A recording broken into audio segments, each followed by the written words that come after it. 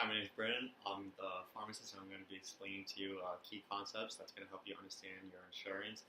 And those key concepts are going to include what a premium is, deductible, cost sharing, what includes cost sharing, and whatnot. So to begin, I'm going to explain to you what a premium is.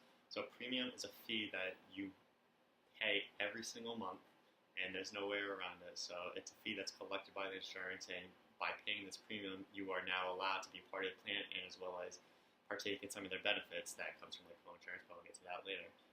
The premium must be paid, and if you don't, the premium must be paid even if you don't use your insurance benefits. So you always got to pay it. There's no way around it, and that's not considered cost sharing. The premium is. So now for cost sharing includes what co-insurance is, copay, and deductible, and the higher needs you have for your healthcare, normally the higher cost sharing you have to. So deductible is the amount you pay at every single beginning of a period or year. So normally, like I said, you get that every single year. So January 1st, you have a new deductible balance. Low deductible is anywhere between $500 versus a high deductible, which is around $2,000. And when you're in your deductible period, your insurance is not going to foot the bill for you, meaning that you're going to have to pay out of your own pocket for the basic services that you would get help for. So like after your deductible, you'd be able to qualify for home insurance with a 20% thing, but for a deductible, you have to pay. So if you go to the doctors and you have a $400 medical bill and your deductible is $500, you now have a $100 remaining deductible balance that still needs to be paid off before they start contributing money to you.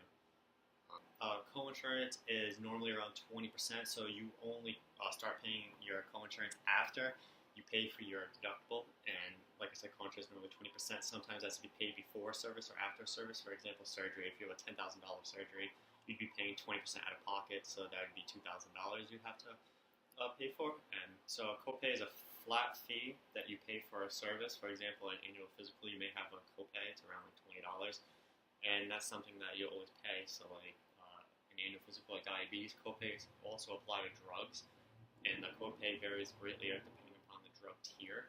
So now I'm going to transition that to drug tiering. So drug tiering is it's a classification method in which groups of drugs have different prices for each group that they are in. So a low tier is going to be like a low-cost drug versus a high-tier drug.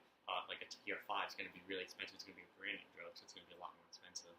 And also, depending on the drug tiering, you could almost expect if your insurance is going to cover it or not. So if it's a tier 5 in our previous example for our class, it was Sovaldi, and Sovaldi wasn't covered in my plan because Sovaldi is a tier 5 drug.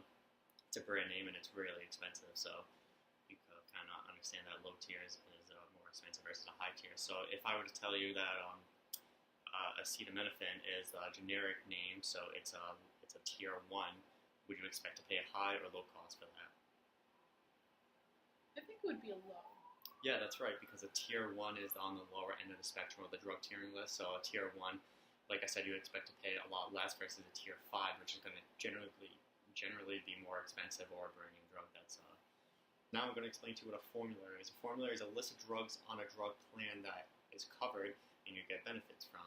So not every insurance has the same formulary, so it could change depending on the formulary. So going back to my Sovaldi example, I had to look at a couple of different insurance companies and see what drugs they cover, as well as other pricing. And one of the insurance companies covers Sovaldi, so Sovaldi was on their formulary, so that was on their set list of drugs that they decided to cover. And on the other insurance company, Sovaldi was not on the drug formulary, so you don't get a benefit for that. So, like I said, it's a list of prescription drugs covered by a prescription drug plan offering drug benefit. So, I remember one time my mom told me that we were in a coverage gap. Can you explain to me what that is? yeah, of course. So a coverage gap is it's when you as a patient reach a certain price level and services that the insurance company has paid, and once you hit that level threshold where the amount of money the company has paid for your services, they decrease the amount of help they give you with money, so therefore you have to pay more out of your pocket for a certain amount of time. And the only way that really changes is if one, the coverage gap period ends, or two, you go to a catastrophic level. Star rating. So star rating, when you're looking at different insurance companies, a star rating is something that it's generally like a classification system, so it's like an overall analysis of how the company is as itself. So it's normally a 1 to 5 rating, 5 being the best, 1 being the worst, and the higher the number of stars equates to a better insurance plan versus a lower number of stars. And it's a method to give a reader/patient a quick analysis of the insurance plan's quality and performance. So now I'm going to explain to you the difference between brand name drugs and generic drugs. One of the main differences between those two is that you might notice that brand name drugs are a lot more expensive, and the reasoning behind that is because it takes a lot more work, a lot more money, that's for sure, to bring these type of drugs to market. Because generic drugs are the ones that follow after the brand name drugs. So a brand name drug, for example, Tylenol, that's a brand name drug, and all of the other ones like Tylenol, so acetaminophen, is all the generic names. Now, to bring a brand name drug to market, so to be the first one to enter that class of drugs, for example, it takes on average around like 15 years and on average $2 billion to bring that to market, which is a lot of money. So they get a patent, so they get exclusive rights to sell that for, I think it's around 8 years. Then after those 8 years,